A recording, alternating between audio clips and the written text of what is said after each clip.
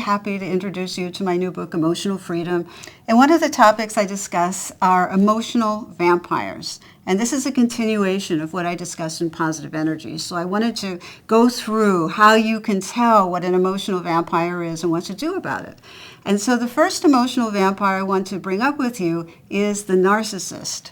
And this is somebody who thinks the world revolves around them. It's about me, me, me, me, me. And narcissists can be very charming and intelligent, and they reel you in with their charm. But the minute you don't go along with their program, or the minute you disagree with them, then they turn a cold shoulder to you, or they start judging you, or are very critical of you. And the thing with a narcissist, I really want you to understand, is that narcissists lack a kind of emotional chip.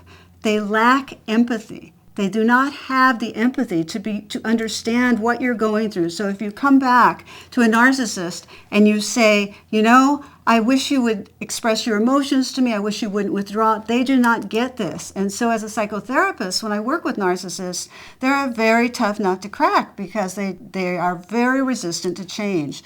And so here are some criteria from Emotional Freedom about how do you know if you're involved with a narcissist. All right, you have to ask yourself, does the person act as if life revolves around him or her? Do I have to compliment him or her to get the attention or approval? Does he or she constantly steer the conversation back to himself? Does he or she downplay my feelings or interests? If I disagree, does he become cold or withholding? If you answer yes to one or two of these questions, it's likely you're dealing with a narcissist. Responding to three or more questions with yes says to me that you're really involved with a narcissist in your life. And so it's really important that you develop these strategies to deal with them. Number one, you have to lower your expectations. As oftentimes people go in and they have narcissist husbands or narcissist bosses and they expect to have some kind of emotional communion with them. Do not expect that. It's not going to happen. Narcissists only respond if you do it according to their way.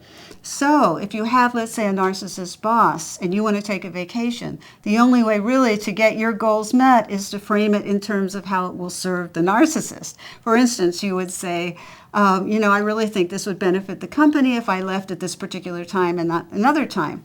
And so if you put it that way, and I know you probably hate to do that, that's the only way of getting through to a narcissist.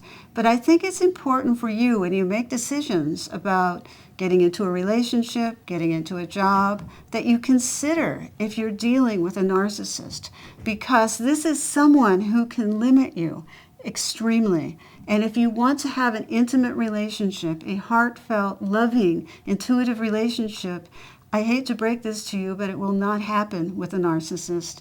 Narcissists don't change, or if they do, it is very, very slow.